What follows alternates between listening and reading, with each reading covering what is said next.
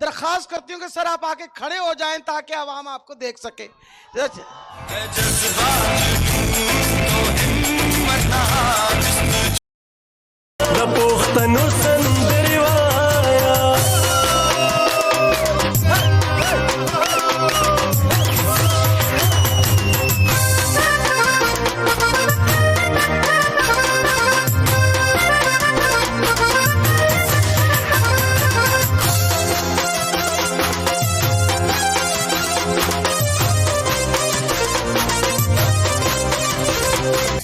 लाला मूसा वालों, आप लोगों ने जो हमें इज्जत दी है, हम तहे दिल से आपके मशकूर हैं।